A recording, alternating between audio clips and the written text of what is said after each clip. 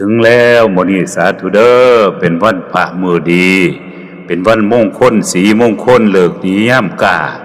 มื้อนี้ออกบิณฑบาตทางบ้านตาดภูวงศ์ญาติโยมก็มีผู้มีจิตใจใสศรัทธาได้ฝากฝังเป็นเสบียงตามเลี้ยงชีวิตเอาไว้แต่มื้อนี้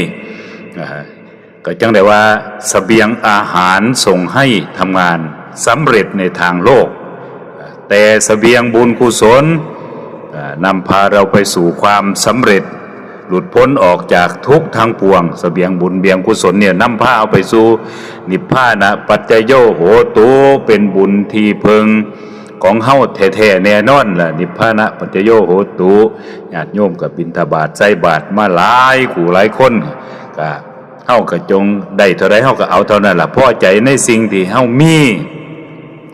พอดีในสิ่งที่เฮาเป็นเสื่อในสิ่งที่เฮาเห็นแล้วก็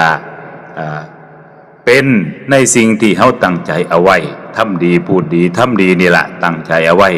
แล้วก็ทำให้เฮานี่ชีวิตของเฮานี่ดีขึ้นดีขึ้นมีความสุขพอดีพอเพียงกับชีวิตของเจ้าของฉะนั้นนี่การทำบุญตักบาตรจังหันวันพระวันศีลหรือบ่วันพระวันศีลนี่วันพระวันศีลนี่ก็มื้อนี้เป็นมื้อวันพระใหญ่แห่ม15ค่ำเดือน7ดับบ้านอีสานทางบ้านอีสานเฮานี่ก็ว่าดับก็แปลว่ามิดซิลีหมด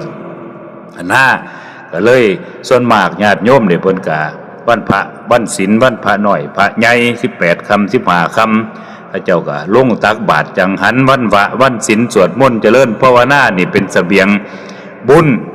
เป็นเสบียงบุญนำเฮานี่ไปสู่ความสำเร็จหลุดพ้นออกจากทุกข์ทั้งหลายทั้งปวงเพิ่นจะเลยว่านิพพานะปัจจโยโหตุเด้อบุญเป็นที่พึ่งของเรา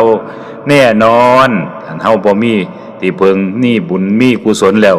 เฮาก็ได้ไปอยู่หม่องลำบากหากินก็ยากลำบากอึดอยากจังคันมีบุญมีกุศลฝากฝังเอาไว้แล้วนี่เนาะก็ได้ไปอยู่หม่องสบายโรคภัยไข้เจ็บก็น้อยเรื่องลบล่าขาฟันก็บ่ค่อยมีเนี่ยบุญกุศลก็นำพาเฮาสู่สถานที่ที่เฮาอยู่สบายโภชนะอาหารก็บ่อึดบ่อยากจังได้เป็นไปที่เฮาอยู่ได้ซุมื้อนี้ล่ะแต่ว่าโลกก็เป็นแบบนี้ล่ะเฮาก็สิไปยึดติดยึดมั่นกับอีหยังสิ่งทั้งหลายทั้งปวงหลายก็บ่ได้